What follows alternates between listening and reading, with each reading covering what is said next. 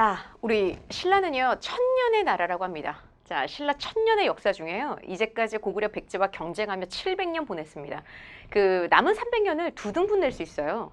예, 그래서 그 23쪽 맨 위에 보시게 되면 그 성골들이 왕을 쭉 이어나가잖아요. 그죠? 근데 최초의 진골 출신의 국왕은 우리 아까 나당연합군을 결성했던, 그걸 주도했던 바로 그 유명했던 김춘추. 그때부터가 654년 무열왕이 등극을 하면서 본인의 직계세습체를 이뤄내요.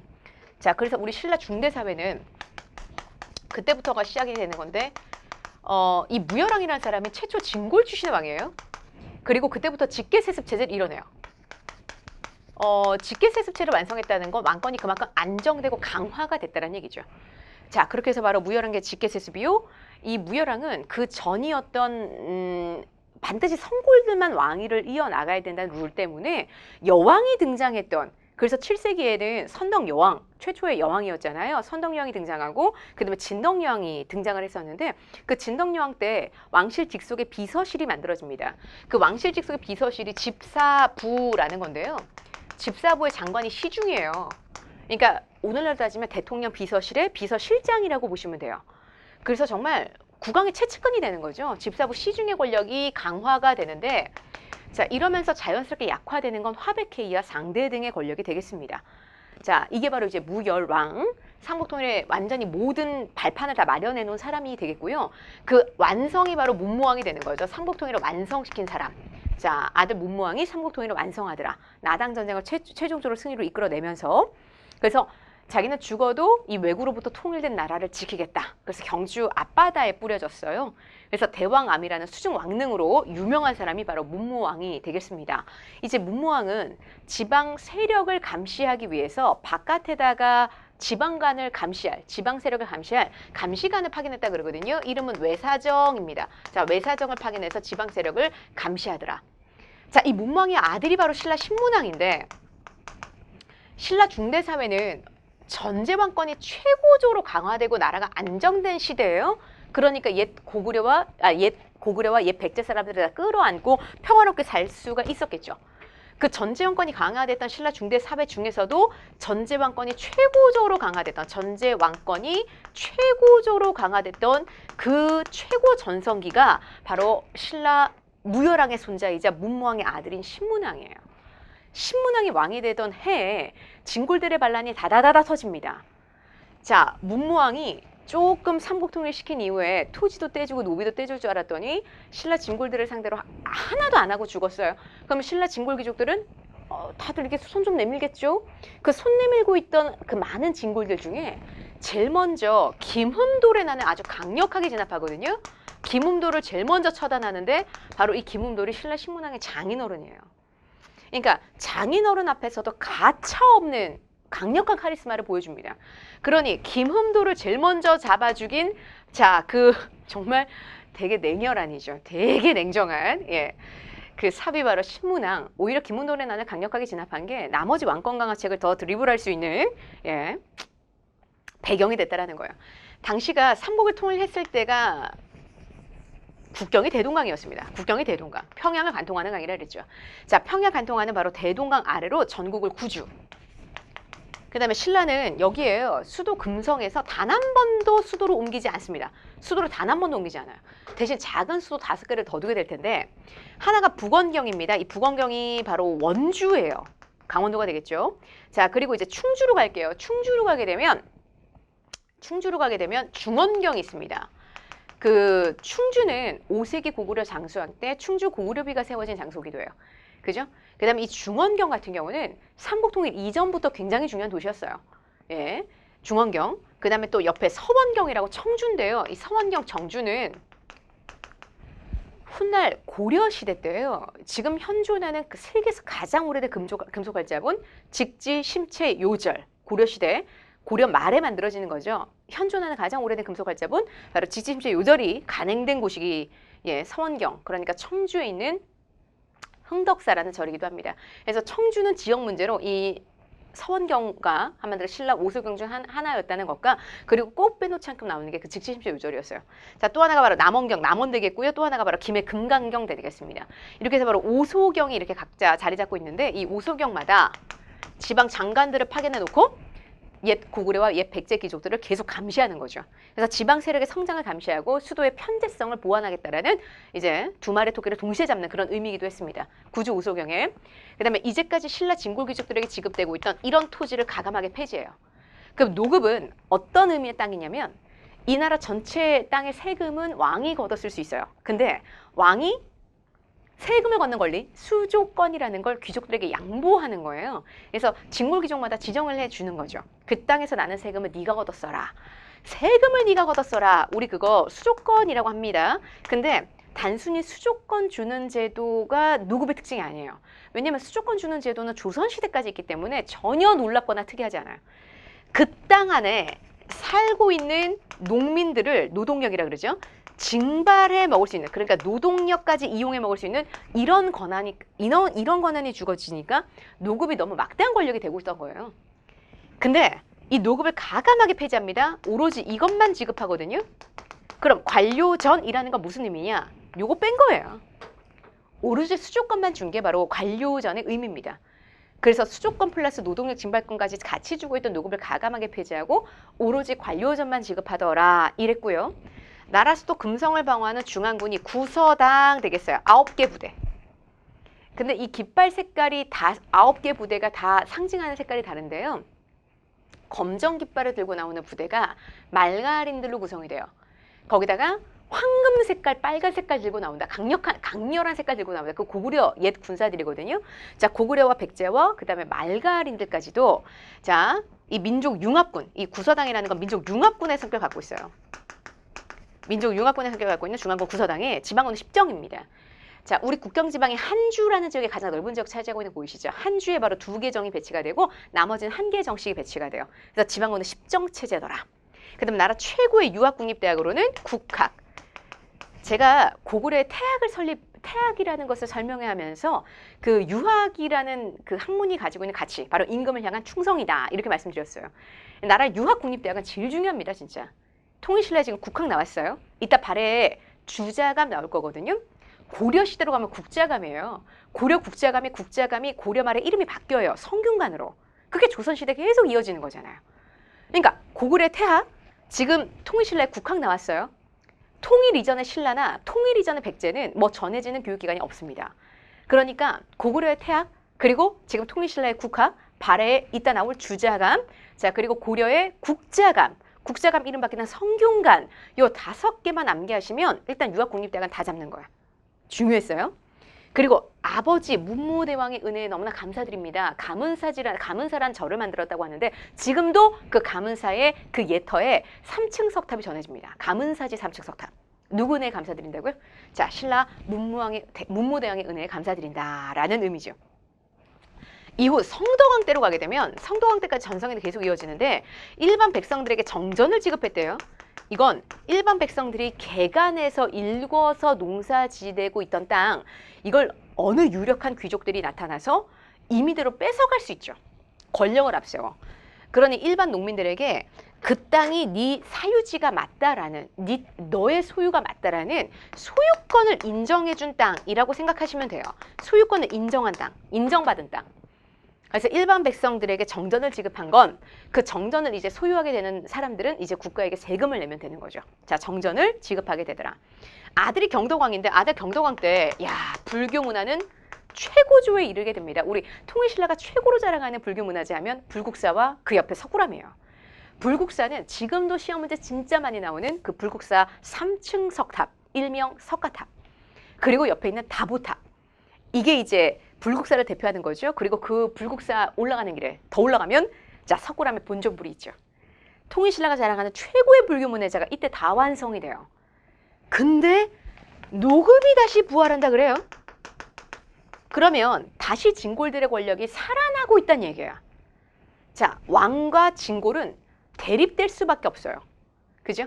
자, 귀족의 권력을, 이제 귀족들은 본인들의 권력을 앞세우는 순간 왕의 권력은 눌릴 수밖에 없는데 다시 노급이 부활한다는 건 귀족들이 들고 일어난 얘기고, 아들이 바로 누구냐면 해공왕인데 아들 해공왕이 진골 귀족 간의 권력 다툼 그때 칼 맞고 간단 말이에요. 해공왕이 780년에 암살된단 말이에요. 자, 할배 성덕왕의 업적을 기리며 성덕대왕 신종 에밀레 종이 아들 때 완성되지 못하고 손자 때 완성되거든요. 근데 이 성덕대왕 신종이 완성되는 시기보다는 사실 그냥 에밀레종에 있다라는 건 뭐 유명했어요. 근데 구육각간의 난이 96명의 이 나라 신하들이 붙어서 패싸움을 벌였다는 얘기예요. 그 끝에 김지정의 난까지. 그때 바로 해공왕이 피살되고 게 780년의 일. 780년에 결국 130년간 이어오던 신라 중대사회가 끝이 나는 거예요. 130년간 이어져 왔거든요. 자, 이 신라 중대 전제왕권이 그래도 강화되고 안정됐던 이 시기에 육두품들은 국왕의 정치적 조언자 역할을 하면서 상당한 권력을 구가하게 됩니다. 육두품들. 대표적인 육두품 지식인으로 좀 햇빛 이제 본 육두품이 되겠죠. 대표적으로 원효의 아들 설총이 당시 신문왕의 비서 역할을 했다라고 알려져 있습니다. 자, 이제 해공왕이 칼 맞고 갑니다. 그죠? 780년 이후 신라 하대 사회. 자, 이 신라 하대는 멸망하는 935년 마지막 왕 경순왕 때까지 약 155년의 세월이에요. 155년이면 고구려 장수왕 같이 이례적으로 정말 길게 사는 사람의 경우 2명이면 커버 가능합니다. 물론 이례적으로 진짜 엄청 길게 사는 사람에 한해서. 근데 20명의 왕이 교체돼요. 예, 진짜 환란의 시대가 되겠고요. 진골기질간에 아주 굉장한 왕이 다툼. 그러니까 지방으로 밀려난 세력, 대표적으로 웅주 도독이었던 김원창도 왕이 다툼에 끼어들었다가 결국에는 좋은 걸 못 볼 거고요. 최고의 부자, 우리 신라말 최고의 부자는 신라 수도 경주에 없어요. 신라 수도 경주의 왕족들, 신라 진골들은 다 여기 살지만 최고의 부자가 딴 데 있네요. 자, 완도 앞바다입니다. 청해진이라는 군사기지.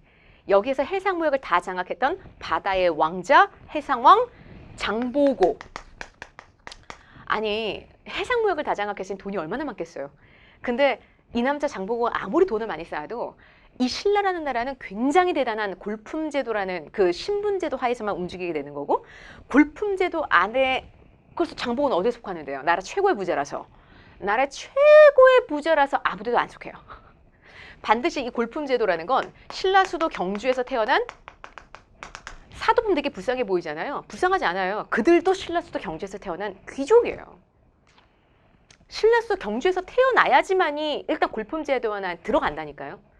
그러니 장보고는 그런 것에 불만을 품고 난을 일으켰다가 결국에는 다 암살될 겁니다. 이게 바로 신라 말의 굉장히 혼란스러운 사회상을 그대로 보여주는 거죠. 자, 그러다가 9세기 말에 자, 세 번째 여왕이 등장할 건데요. 그게 진성 여왕 때가 되겠고요. 이때 국가 재정이 파탄나면서 밀린 세금을 굉장히 많이 독촉하게 될 텐데, 밀린 세금을 독촉당하던 농민들이 드디어 우리 역사 최초로 이 국왕의 권력에 도전할 거예요. 예, 드디어 최초의 농민봉기가 터지기 시작할 건데, 벌떼 같은 농민공기, 그 끝이 결국에 신라 천년의 역사가 멸망하는 거예요. 그러니까 정말 절대 무너질 수 없을 것 같았던 대단한 절대 권력, 그 어떤 절대 권력이라 할지라도 백성들이 단결해서 그것에 저항할 때는 자, 진짜 동서고금을 다 통틀어 그 어떤 왕조도 버틸 수 없다는 걸 그대로 보여줍니다. 그래서 농민봉기가 최초로 터지는 게 바로 원종과 애노의 난인데, 원종과 애노의 난을 시작으로 전국 각지에 너무나 많은 농민봉기가 벌떼처럼 일어납니다. 그 최초의 농민봉기 원종과 애노의 난이 889년이에요. 그 무렵에 저는 이거를 두더지 게임에 묘사하거든요. 두더지 게임 누구나 다 아시죠? 오락실 가셔서 누구나 해본 경험이 있을 거예요. 망치 잡고, 그죠? 방망이 잡고 어디서 어떻게 튀어나올지 모르는 두더지를 예의주시하고 있다가 계속 팡팡팡 내려쳐야 돼요. 그래야 급한 깹니다. 조용해지죠. 그게 신라 중대사회예요. 왕권이 강하면 그 통제력이 먹힙니다. 그러니까 지방 세력이 설칠 수가 없어요. 나라의 모든 권력은 왕에게 집중될 수가 있는 거죠. 근데 이때는 그 두더지들이 난립하는 시대예요. 통제력을 완전히 잃었습니다. 왜냐하면 신라 수도 금성에서 태어난 진골귀족들은 본인들 권력 다툼에만 몰두하고 있으니까 지방 세력 통제가 전혀 안 되죠. 우리 그런 지방 두더지들을 호족이라고 합니다. 두더지들 호족이라 불러요. 자, 이 지방 세력들이 호족인데 그 지역의 동가 농민을 다 장악했어요. 완전 독립적 세력이에요. 근데 이 무렵엔 신라 정부의 반기를 드니 반독립적 세력으로 성장한다. 이렇게 우리가 해석해 볼 수가 있겠죠. 그래서 이 무렵에 농민봉기가 벌떼처럼 터지는 거 뒤에서 물심양면 지원하는 사람들이 될 거예요. 이 호족들의 후원 속에 새로운 사상이 유행하니 그게 바로 신라말 선종이에요. 신라말에 유행하는 새로운 불교 종파인데요. 정신수양을 강조해요. 기존의 교종은 교리를 달달달 외우면 해탈한대요. 근데 이제 교리가 아니라 새롭게 정신수양이라는 새로운 해법을 강조해요. 그러면 불교계의 개혁을 요구하고 있는 선종승려들의 모습은 이 나라 개혁을 부르짖고 있는 호족들의 모습, 거기다가 중앙의 육두품들은 이미 반신라 세력으로 돌아선 지 오래입니다. 이런 새로운 세력이 새로운 사상과 결합을 하게 되니 엄청난 시너지를 폭발시키는 거예요. 거기에 선종승려 도선이라는 사람이 뭘 갖고 들어올 거냐면 이걸 갖고 들어올 건데, 자, 풍수지리설, 풍수지리 사상이 신라 천년의 역사를 게임 끝냅니다. 지금 대동강 아래로 통일신라잖아요. 자, 이 아래로 이미 모든 기가 집중되어 있는 신라 수도 금성 모든 기가 끝났대요. 그래서 지금 이 나라가 이 모양 이 꼴이 되고 있는 거래요. 사람들의 머리가 너무나 막 이렇게 복잡하고 나라가 분위기가 너무 뒤숭숭해. 내 개인적으로도 내 인생이 너무 복잡하게 꼬여 있는 것 같아. 그 모든 사람들이 사실 뭔가 초월적인 힘에 기대고자 하는 그런 나약한 마음이 누구나 들어요, 그죠? 그 다음에 누군가 진짜 어떤 그 초월적 힘을 가진 누군가가 지금 내가 이렇게 꼬여버린 내 인생의 실타래를 풀어줄 수 있는 뭔가 정확한 해법을 내려주길 기대하게 돼요. 그러니까 원인 분석이 명료하고 해법 제시가 딱 간결하면 정확히 그 종교에 먹혀 들어가는 거죠. 자, 신라수도 금성의 모든 기가 끝나서 이 모양 이 꼴이 되고 있는 거다. 그러면 신라수도 금성에서 태어난 진골귀족들은 개뻘쭘해지는 상황입니다. 내가 태어난 이 땅, 내가 전재산 갖고 있는 이 땅이 썩은 똥땅이라는 거예요. 그러면 그것과 함께 신라수도 금성의 권위가 함께 그러니까 신라수도 금성의 권위가 추락하고 함께 진골의 권위가 추락하는 거죠. 그럼 모든 사람들의 질문은 그럼 어디가 명당인데요? 이걸 질문할 거라는 거예요. 그럼 어디가 명당이라고 그러냐면 완산주가 명당이래요. 전주입니다. 최고의 명당 이 전주를 이렇게 점령하고 들어가는 호족이 있어요. 그러면 이 일대, 참 우리나라에서 농사 제일 잘 되는 요 평야 일대에 살고 있는 농민들은 이제 신라수도 금성 바라보지 않아요. 여기 완산주를 점령한 그 호족 바라봅니다. 그렇게 해서 바로 900년 저 완산주를 점령한, 자, 완산주의 도읍을 잡고 바로 견훤이라는 인물이 바로 후백제를 건국할 겁니다. 그럼 또 어디가 명당이에요? 또 명당이 이제 손꼽혀 지는 거죠. 또 명당이 어디예요? 자, 송악이 최고의 명당으로 꼽혀요. 자, 송악. 이 송악의 호족은 이름 왕융입니다. 왕융. 이 왕융네 집안이 돈을 번 출처가 바로 여기예요. 장보고는 암살됐지만 장보고의 부하들이 장보고 암살 후에 돈을 나눠 가졌다고 하는데, 그때 바로 왕시성을 가진 부하가 여기에 자리 잡으니 송악의 최고 호족은 사실 그 자본의 출처가 다 그 청해진이었다라고 볼 수가 있어요. 그러니까 아주 센 집안이죠. 아주 센 집안. 자, 송악을 왔다 갔다 하고 있던 우리 도선대사. 최고의 명당입니다. 라고 하면서 왕룡을 굉장히 치켜 세워줘요. 그러면서 예지를 하나 하죠. 앞으로 1년 안에 진짜 최고의 귀인을 만나게 되실 겁니다. 그렇게 예언을 하는데, 그리고 태어난 아들이 왕건이에요. 여기 호족은 원래 왕건이거든요. 근데 이제 막 태어난 내 아들을 귀인으로 알아볼 아버지가 몇 명이나 되겠나요? 그냥 그 귀인을 계속 기다리는 거죠. 자, 누가 봐도 희한한 모양의 귀인이 나중에 등장할 겁니다. 누구냐면 바로 901년 그 남자가 그래서 왕룡의 마음을 사로잡아 왕이 될 거예요. 누가 봐도 귀인가? 이 남자 누구예요? 바로 궁예라는 거죠. 자, 그렇게 해서 바로 송악에다 도읍을 잡고 궁예가 이 나라를 건국하는데 후고구려죠. 이러면서 바로 후상복 시대가 만들어지는 거예요. 900년에 바로. 그러면 이게 진성유황 때 최초로 벌어진 농민분기로부터 얼마 안 돼요. 자, 결국에 농민분기 끝에 후삼국으로 분열하게 되는 거고요. 요 후삼국으로 분열이 됐잖아요. 근데 한번 여기 송악 한번 보자고요. 그러면 송악 지역의 농민들은 원래 이 지방의 호족은 왕건이었어요. 근데 왕건 옆에 군주로 우뚝 선 인물은 정말 득보잡 인물이에요. 누구냐면 궁예. 그러면 송악 사람들은 계속 궁예 바라보겠어요. 그러니까 왕건 바라보겠어요? 궁예 바라보겠어요? 그럼 왕건 바라봐요. 내 손에 마땅히 잡혀야 될 권력이 안 잡혀요. 사람은 그렇다면 더 돌아버리는 법. 그러니 3년 만인 904년에 도읍을 철원으로 이동할 겁니다. 철원으로 천도할 거예요. 본인의 출신지였던 철원으로 도읍을 천도할 것이고, 그러면서 국호를 마진 이후에 태봉으로 계속 바꿔갈 겁니다. 사실 그렇다면 왕권이 더 강화될 수가 있는 게 아니죠. 왜냐면 민심을 계속 떠날걸요? 아니, 궁궐을 짓느라고 사람들이 쓰고 있는 돈과 또 거기 강제로 부역이 동원되고 있는 건 얼마겠어요. 그래서 농민들의 민심은 결코 수습이 안 돼요. 그래서 결국 여기서 쿠데타가 터질 거거든요. 그게 918년에 이래요.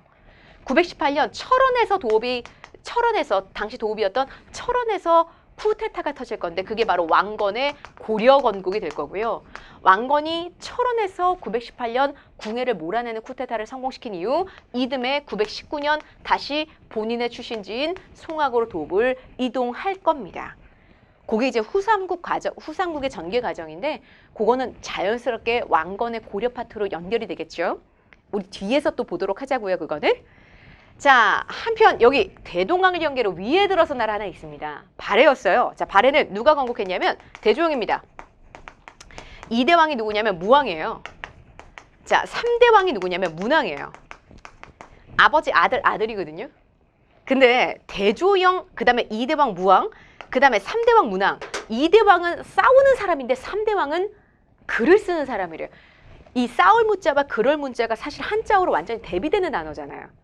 아버지와 아들을 일컫는 단어가 완전히 반대예요. 거기서 우리는 포인트를 잡으셔야 돼요. 자, 대조영이 동문사에서 말가림들과 함께 나라를 건국합니다. 훗날 조선시대 후기 실학자 유득공이 발해고라는 역사서에서 이 시대를 남북국이라 한다라고 표현했대요. 자, 남북국의 전개 과정에서 발해, 무왕 보이시죠? 이 사람이 연호 써요, 인한. 자, 문왕이 대응 써요. 이런 식으로 15명의 모든 발해 황제가 연호를 다 쓸 거예요. 황제라 부르고 연호를 쓰더라. 엄청난 자주국가로서의 표출이라고 할 수 있죠. 근데 잠깐만, 2대 국왕 무왕 때까지 잘 싸워요. 누구랑 싸우느냐? 보세요. 붙어있는 당나라와 붙어있는 신라와 사이가 좋을 리가 없잖아요. 신라와 당과 견제하고 싸우는 거죠. 누구랑 싸우겠어요? 특히 무왕 같은 경우는 당나라 산둥을 공격해요. 대단한 거예요. 당나라 산둥을 칠 정도다. 대단한 자주성의 표현이죠. 근데 문왕 때가 되면 무왕의 아들이거든요. 아버지와는 다른 선택을 해요. 신라와도 적대적 관계를 탈피하고 당나라와도 손잡습니다. 그게 되게 국력을 고려한 실리를 추구하는 거죠. 그래서 당나라와 친선 관계가 수립되면서 드디어 나라 수도 상경성을 당나라 수도 장안성을 본따 만들어요. 상경성으로 천도하게 되고 삼성 육부체제라는 중앙 행정제도를 받아들이고 영강탑, 이것도 당나라 양식의 탑이거든요. 그 다음에 넷째 딸, 진짜 사랑하는 넷째 딸이 정효공주였다고 하는데 일찍 죽었어요. 그 무덤을 중국 양식으로 만들어요. 당나라 왕족 양식으로. 하면 신라와도 신라도가 개설됩니다. 적대적 관계를 탈피했다라는 거죠.